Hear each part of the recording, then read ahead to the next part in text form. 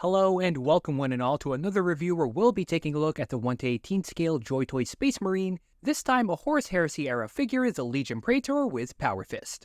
Right off the bat, this thing is amazing. Yes, it is another Space Marine, but all the details on this thing are absolutely immaculate. The golden painted details, the helmet, the adornments, the skull, the legs. This figure even has battle damage alongside all the other edge highlighting and paint quality Joytoy delivers on.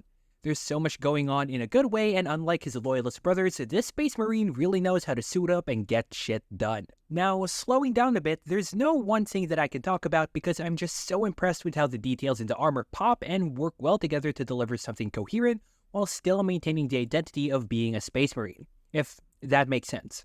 One thing also to note is that the joints on my copy are a tiny bit loose. Although not entirely limp, the knees on mine aren't as comfortably tight compared to the elbows. And as cool as the details are on this figure, the skull and the chain over on the forearms popped off and I had to glue them back in place.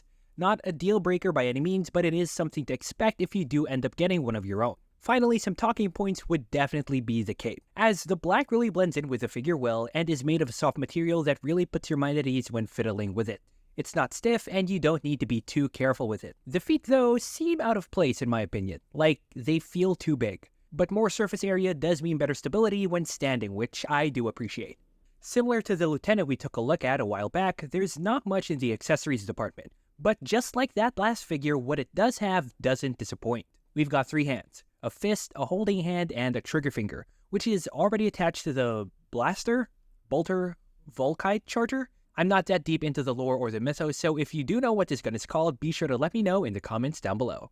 The gun is predominantly in that gold with what looks like to be an eye on the side, tons of detail just like the figure holding it. We do also have an alternate head, which at first glance looks similar to the Gravis Captain head, but upon further inspection we can see that the head does have different details in terms of the face shape and the mold. Not that, like, all bald people look the same, it's just... In terms of posing, I'd have to say that this Space Marine might just be the most posable one that I have. Almost there with the standard intercessor that we took a look at. The only difference with this being admittedly cooler looking and spiky all over. We have a double jointed head, arms can go out that far, butterfly joint, double jointed elbows, but there is a chain detail attached to the biceps which to me is kind of an odd choice because it hinders the bend. But it does look cool, so I don't think it matters. One other thing to note here is that the Powerfist can actually swivel, which honestly is a no-brainer and really appreciate it. Hope to see more Powerfist characters follow suit in the future. The torso does not have an ab crunch due to the armor plate, but does have an arching back which is way better than a crunch forward IMO. Legs can spread out that far and the waist piece is both short and made of a flexible soft material enough to bend comfortably, and is very appreciated as it allows you to take advantage of the kick forward and back as well as the double jointed knees for some dynamic poses. Our heretical Space Marine here is pretty big. Here he is next to the Amazing Red, Ironhide, Grimlock, minifigure, Nargacuga, and Loyalist. Now, as I write and maybe edit or film this review, I might be doing so within the first day that I received him. I got this guy in the mail earlier today, and if this review isn't clear enough, I absolutely love him. The details are intricate and well painted, the articulation allows you to get almost any pose you'd want out of him, and he just looks plain cool. Although setting that aside and thinking a bit pragmatically for a bit, the question now would be, is he worth it?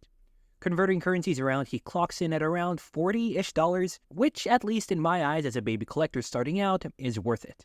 Sure, he doesn't have a whole lot of accessories, but I'd say that the amount of surface detail he has sort of makes up for it. Sort of. You can't deny that at that price point you kind of expect him to come with a little bit more, especially since some other figures around his price range do come with a couple more accessories like the Imperial Fist with Power Sword, or the Ultramarine Gravis Captain that has a couple of swords to choose from. Aside from that though, this is another Joytoy hit in my opinion. The same quality you'd expect in the sculpt and paint, and honestly another mistake in the sense that I'm just going deeper into the rabbit hole.